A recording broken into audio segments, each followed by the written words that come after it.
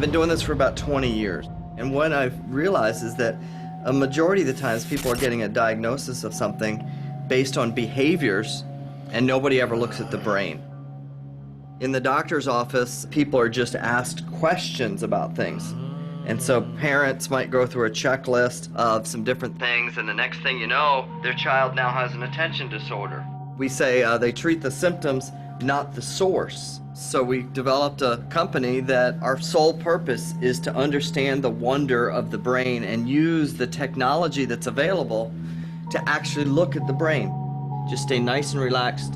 Try not to talk during this portion, and I'll explain a few things that are going on.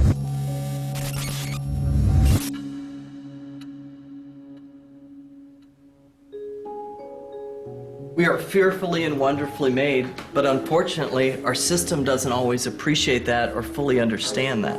We've created a mechanistic way of education that doesn't look at the individual child and what their true potential is. In an effort to try to educate everybody, we've developed systems that work a lot like an assembly line. You know, that's not right or wrong, it's just a matter of that was the need. When you start to use more of a cookie cutter approach, we lose that ability to get outside the box.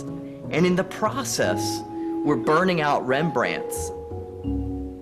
There's kids here that could be the next Einstein, but the way that we're teaching them is inhibiting them from growing to become what they were made to be.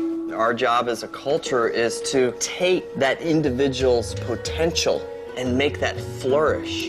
And today, we have a very special guest. What we miss so many times is the beauty and wonder of this thing called the brain.